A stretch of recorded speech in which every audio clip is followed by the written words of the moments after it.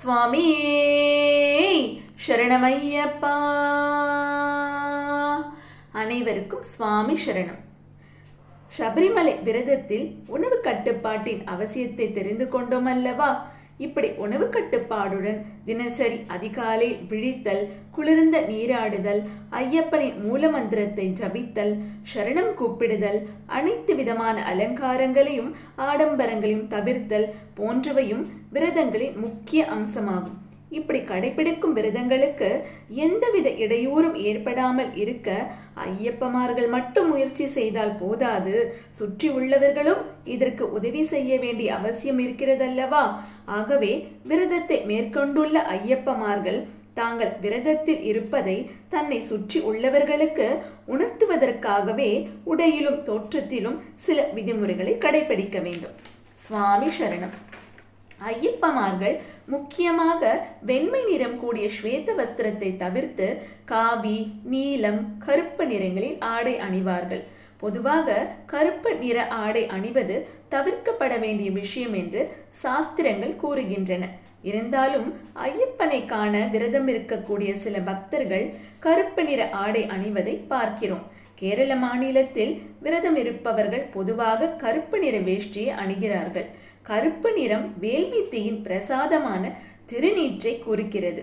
திருநீர் உணர்த்தக்கூடிய தத்துவம் என்னவென்றால், யாராக இருந்தாலும் இந்த உடல் ஒரு நாள் மரணத்திற்கு பிறகு இறுதியில் தீயில் வெந்து பிடி சாம்பலாக போகிறது என்பதே ஆகும்.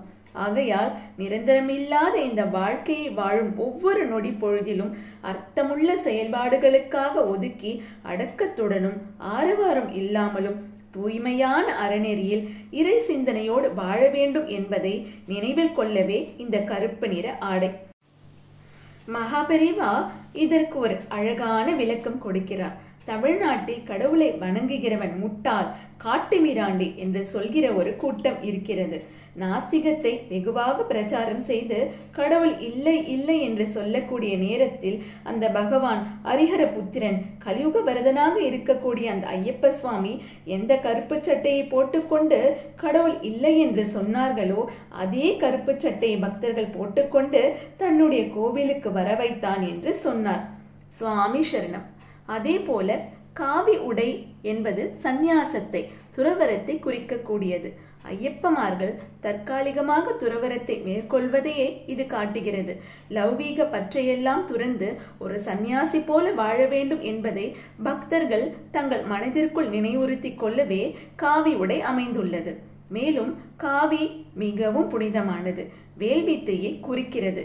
கடுமையான ஆன்மீக பயிற்சி என்னும் நெருப்பின் மூலம் ஐயப்பமார்கள் தங்களை சுத்தப்படுத்தி மேன்மையான ஒரு புது வாழ்க்கைக்கு செல்ல விரதம் மேற்கொண்டுள்ளதை காவி உடைகள் தரிப்பதன் மூலம் மற்றவர்களுக்கு வெளிப்படுத்துகிறார்கள்.